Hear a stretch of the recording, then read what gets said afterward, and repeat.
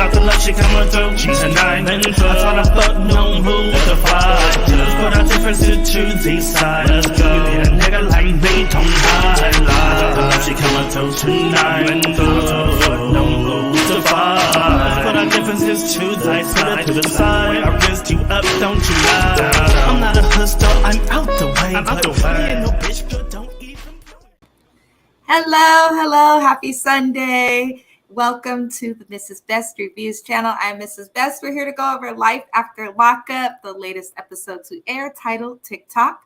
wetv, the way that they numbered those, no sense. Apologies, I've not been feeling good, so that's why we are live today versus yesterday, but we do normally go live on Saturday. So we're going to go over each couple in the order that we see them on the show.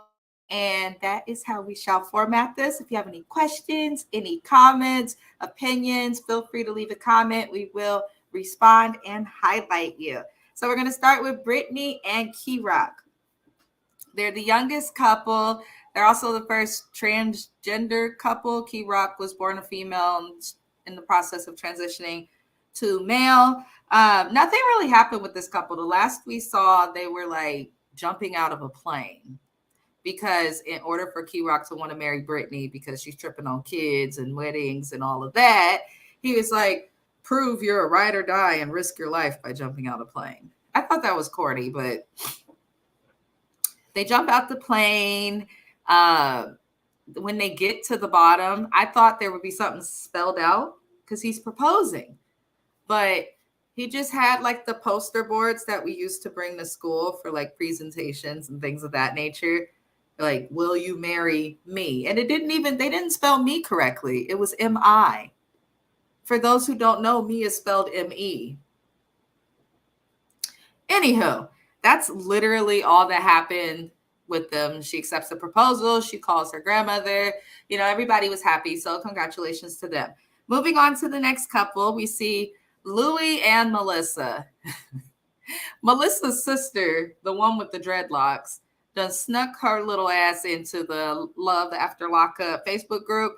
And I guess she was upset at some of the opinions of her sister. That group, it tells you before you join it, like, we're explicit, like this is not a place for kids. It's not really a place for you to be if you're like super sensitive. Like they be going in on these people. So, you know, in the group, they've been saying that Melissa's less than attractive and all of this stuff. They are not the cutest, you know, they're not the brightest stars in the bunch, I guess, or the cutest of the cutest. They're not Beyonce, I'll say that. But I'm a firm believer that beauty's in the eye of the beholder. So, you know, while, yes, she is not the most attractive woman, we don't want to like, you know, bully her. To some people, I'm not the most attractive woman and vice versa. Let's not be mean, y'all.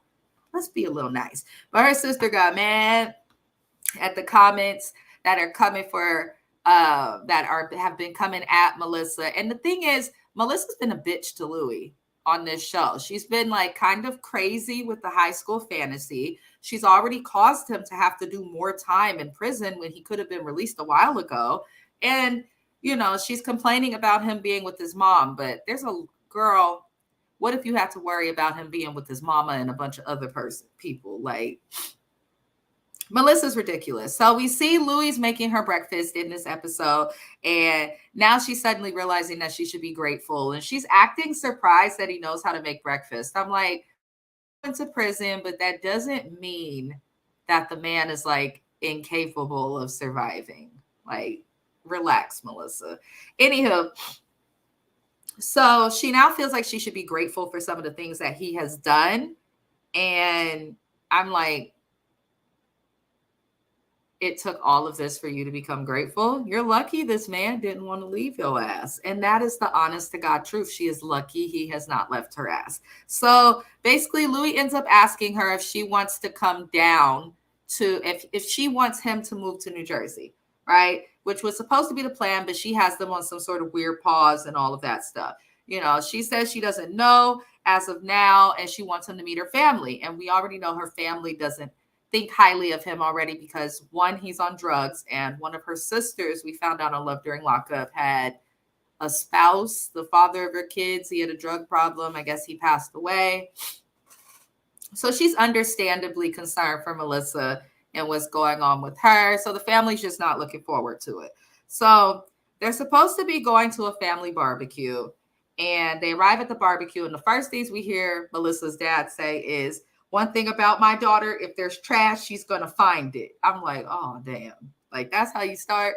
Her dad is not playing at all. And I'm not familiar with New Jersey really at all, outside of a little bit of music and some of their dances. But I see that there's a heavy Italian community in Jersey. So from what I've seen on TV with Italians in the New York, New Jersey area, they align with what I've seen before. Apologies, guys. I am still getting over a cold. I'm all sniffly. Anyhow, her dad throws shade, and the family basically says that Louis does not pay for anything. Her family was rude, especially her sisters, like questioning, did you pay for that or did she pay for that? Like, your sister chose to pay for his teeth. He was fine with his 3 teeth. And then he chose to come up here, but why is his income their business? They're not dating him. And it doesn't matter if their sister is. Like, a lot of y'all's families and close-knit friendships, family ships could be causing some problems relationship. Saying, like, I get being concerned, but that's a little bit much. So her family was just rude, and her dad pulls him to the side. They have a talk, and he basically says, if you fuck with my daughter, I'm going to take to your knees with this bat, but I'm going to give you a chance and I won't step in. And that's what Louis's mom needs to understand. Have your opinions, protect your child, say your piece once, but you can't be in their business. You can't be in their business. So Melissa's daddy talked this shit, but he was fair. He was fair at the end of the day. He was very, very fair. So, they leave the barbecue, and overall, Melissa's impressed. She's like, oh, he held his own against my family. Notice everybody in the family is alone except for one of the sisters, the one with the dreadlocks, who needs to get rid of it. Listen, cultural appropriation is a thing, and your hair is not meant to dreadlock. What the hell is that? And if it's faux locks, that's even worse. Please take that out your hair, to Melissa's sister. I don't know what the hell is going on. She looks confused. Anywho, they leave the barbecue. She's impressed he held his own. And this is where I got irritated with Louis and Melissa. Well, Melissa, not Louis. Her dumb ass took him to their old high school. Now, when we first met her on Love During Lockup, she was obsessed with him from high school. This was her high school crush. He never noticed her, all of that. So that was a big reason why she was interested in dating him as an adult. A little pathetic. I graduated high school in 2010. It is now 2023. So it's been 13 years. Like, I just don't see myself, like, I didn't even participate in the high school reunion. Like, I don't really care. Like, I wish everybody from my high school the best. They were all pretty chill people, but like, I don't care to like go to a high school reunion or anything like that, or to like go hang out at my old high school. That's weird. That was weird. That was just very strange. So Melissa takes them to their old high school, and even Louis is freaked out. And immediately I'm like, girl, you need to let high school go. Like, grow up. You're 40. You're 40. Move on. It's okay to move on from high school. It's wild to me. So I feel like also bringing him to the old high school could have triggered him. He has a drug problem, and she's so concerned about his mom and stuff, but he's went to school, and this is where he started getting into those things. So it's kind of like she's just only thinking of herself. But she says she's going to talk to her family, but about like their treatment of him, because he was talking to her a little bit about his feelings on that. And I'm just like, your family, you can't blame them for that. They're going to protect you. That's what you should expect. But you have to be careful what you tell your family. You can't run to your family every time you have an argument with your friend or your spouse. You just can't. You'll get over it. They won't. So it doesn't make sense that she keeps saying, "You need to stop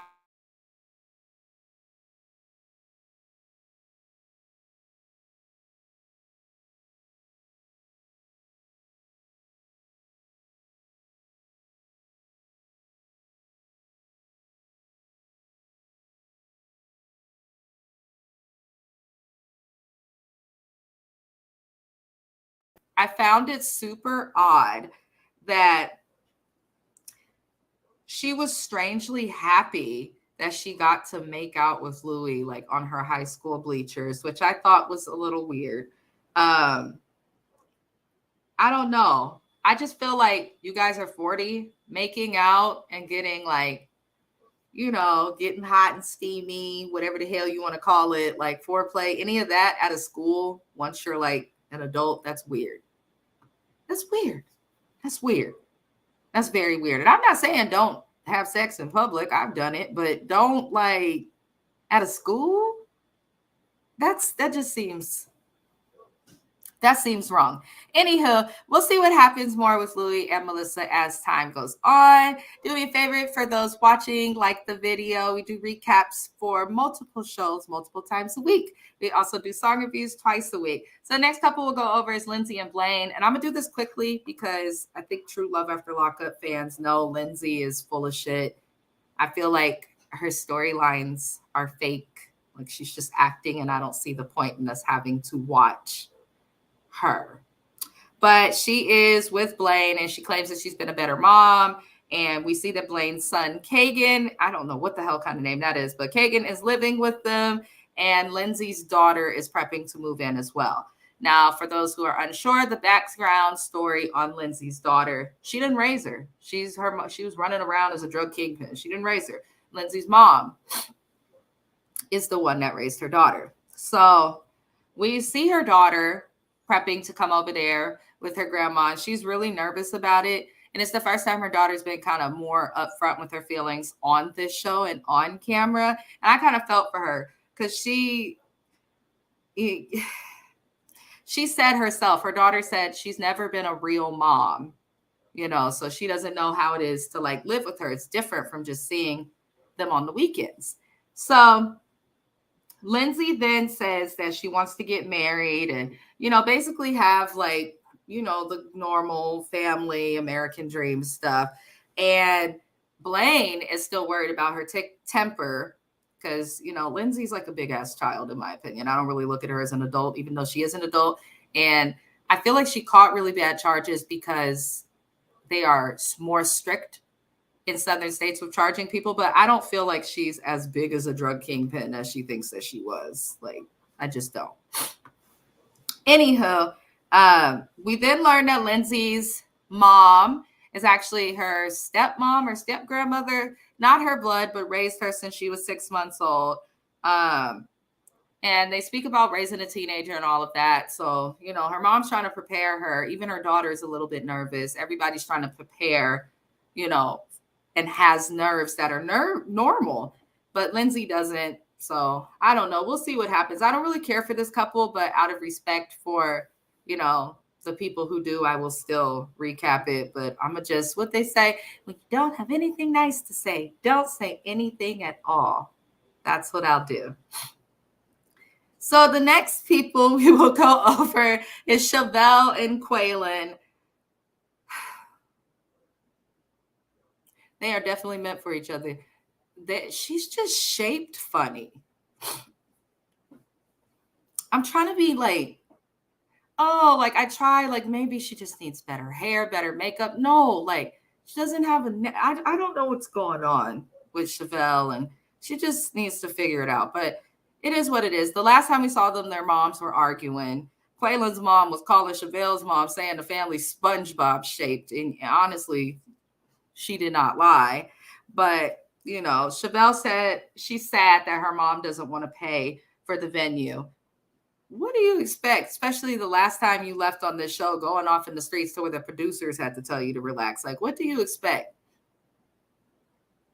It baffles me that these people go looking for love literally in the gutter, in the trash, at the bottom of the depths, the worst place that you could go look for it, right? I'm not saying everybody in there is bad, but it's just realistically, as an established adult, I'm not going to go looking for love in the jail. I want someone who can at least give me 25% of the bills. Like, come on now. Why are you?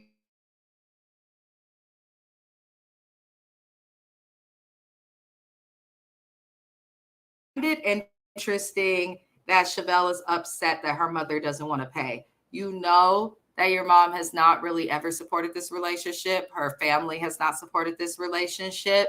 Quaylen's family has not really supported it. So you should just be glad that they show up and not expect them to pay for it. You're going to have to be with just you and your husband's income anyway. So start practicing with your wedding. So, nothing really happened with them. Quaylen just wants peace, wants the parents to get along.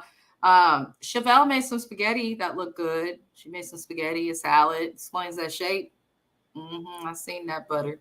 Anywho, we're going to move on to the next couple. Not much happened with them, but Justine and Michael are back. And I know a lot of people are like, oh, they're so boring. They are boring because I feel like they have a strong foundation outside of the show as a couple. Michael's going to, hi, Naya. Welcome, welcome, welcome. We will be back recapping with James on Tuesday and Wednesday. These are my Love After Lockup. It's my guilty pleasure. Anywho, we see Michael and Justine. They go back to Rhode Island. That's where Michael's from. He had to parole in Philadelphia, or Pennsylvania. I don't think it's Philly specifically, but he had to parole in Pennsylvania. He's from Rhode Island because he was in federal custody, and they want to move to Vegas. A lot of states there, but he is back in Rhode Island to see his kids. Michael has a tribe of children, and I'm not saying that lightly. Justine has 3 of her own, and I believe Michael has, there are 2 of his kids that are with him and Justine full time. So that's 2. And then he has the older girl that's 16, his oldest. There's a little boy. And then there's also another, I think he's got 6 or 7 kids. I'm not counting that tribe, but he's got hella kids. And Justine, she had 3 kids, which is a lot, especially to be a single mom. And she's pregnant.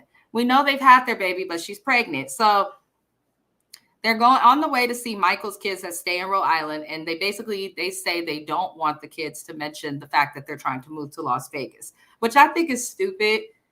It's already enough that you're coming together as a blended family with hella kids. You've been gone, you're in jail, then there's that factor. You don't want to keep more secrets from them.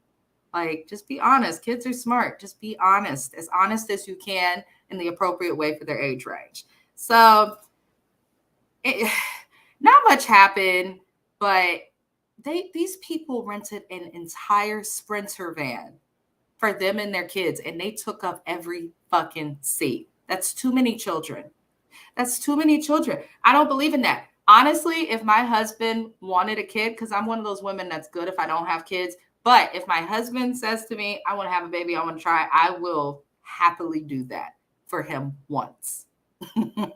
They'll get 1. That's no. Hell no. Too many kids. They filled up an entire Sprinter van just to go do activities. Can you imagine having them all in the house at the same time?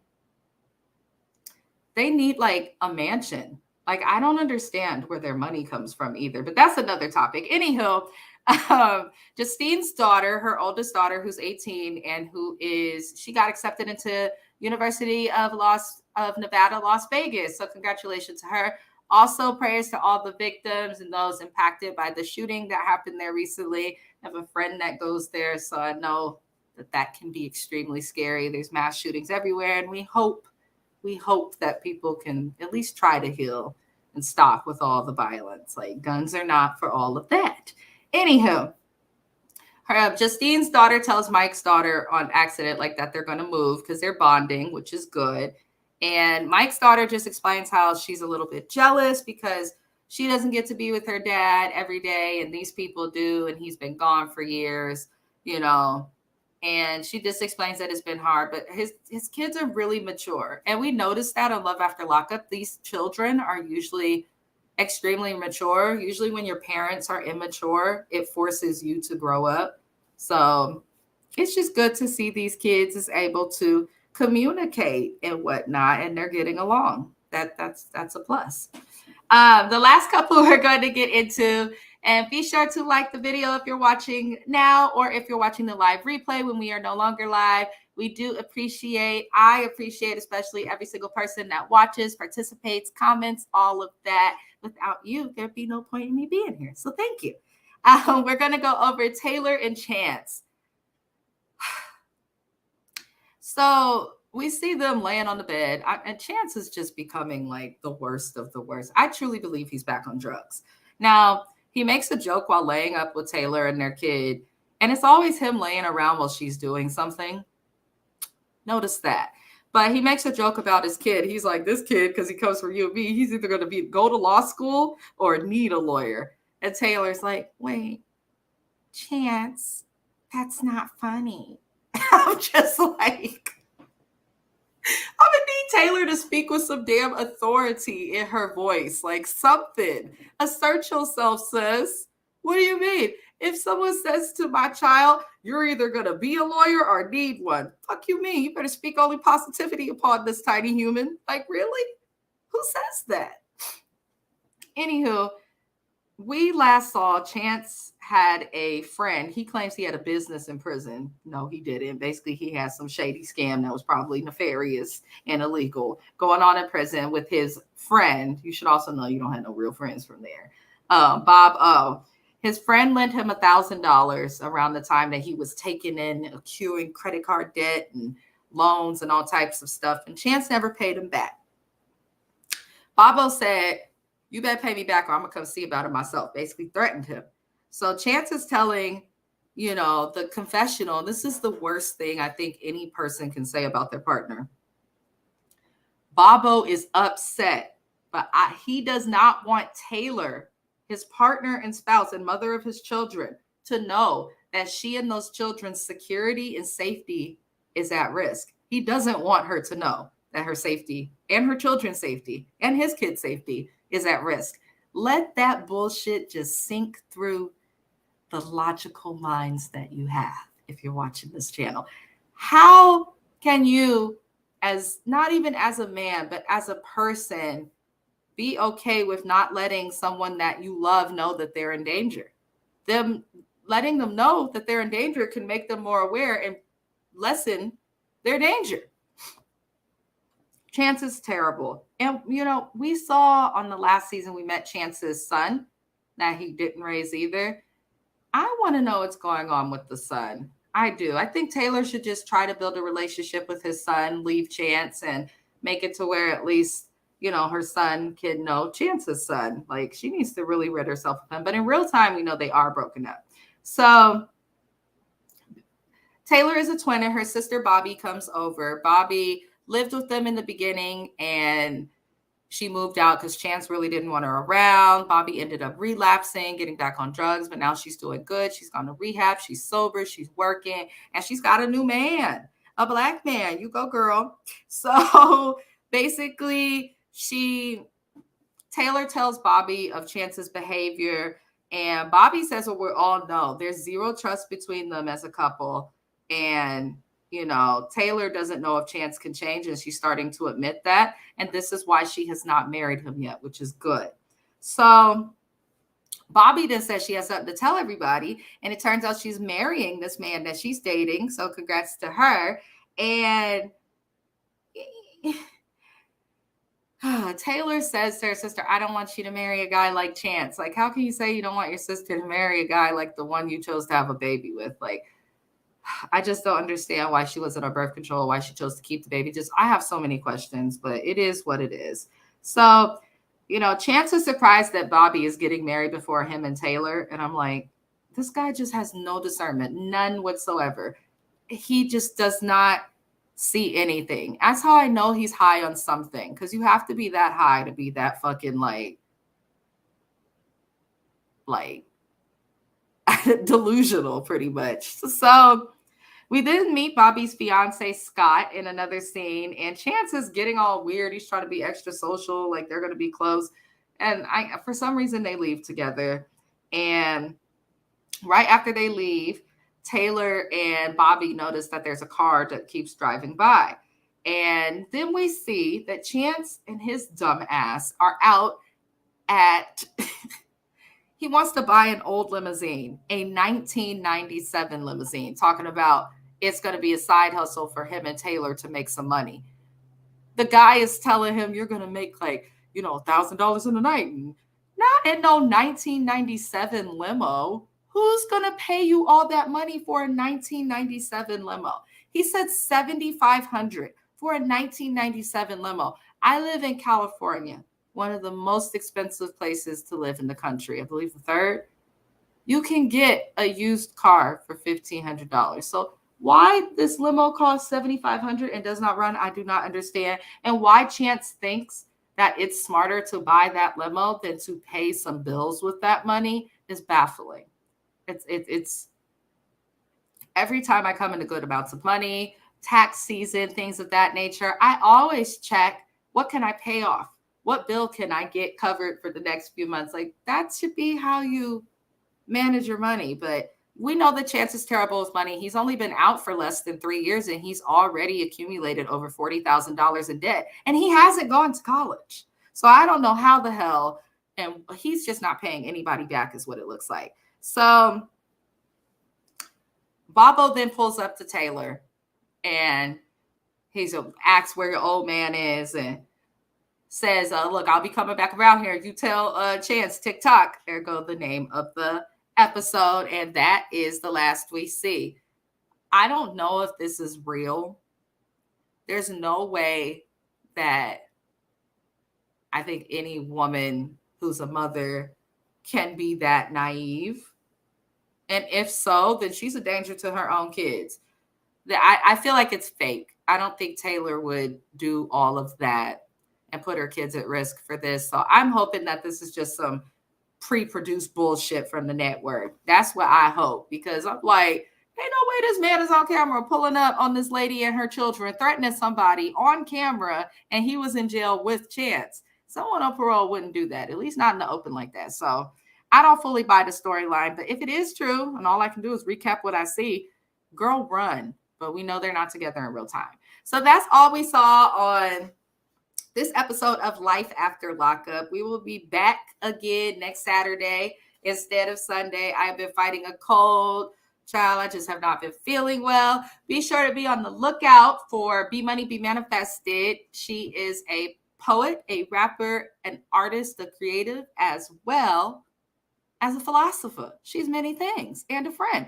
We just started a podcast series on astrology and astronomy to learn kind of the science behind it, and also learn how that science connects to the facts and characteristics that we all demonstrate. Hopefully nobody got lost in that little sentence, but she will be uploading that soon, and you can catch it now on Instagram. You can catch it on my Instagram. Here is the handle to my IG. That is how you find me. But I appreciate everybody for watching. We always end our lives with music, so we're going to end our live with music that will be dropping from Oh So Best in 3 days. B3ST has something dropping in 3 days. It is a wonderful thing. If you want your music played at the end of a live, or someone you love, or a song played at the end of your live, hit me up, DM me. Be sure to comment your opinions, subscribe, like, comment. I appreciate all of you. Let's share our screen and get into the song. And then I will see you guys next week.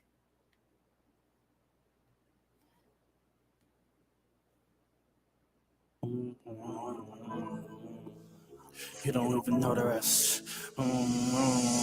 Зачекай, ты насправді сплес money. Niggas crying over bro, my chest just sad. I don't need to know the rest, cause I'm getting to that paper, I'm getting to that bag. And you don't even, like I hit up, but I'm home cause I shine brighter. I'm like clock on that move, I put all nighters. If she wanna love me, then I won't fight her. Give her that dick, come back till I ignite her. Real sinner and that best money big bro. Honey still had a mama house, like I said, big bro. You feel lighter to yourself, nigga, so fire. I'm whatever your passionate and desire. Cause I'm getting to that moolah, I'm getting to that bag. You don't even know the rest. Cause the street that I'm so with a boy moving bad.